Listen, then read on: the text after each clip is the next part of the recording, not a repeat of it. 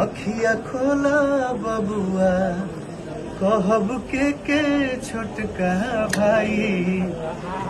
काजा के हम कहब अवध में काजा के हम कहब अवध में पूछी है तीनों माई अखिया खोला बबुआ कहब के छोटका भाई अखिया खोला बबुआ। तो जी हाँ,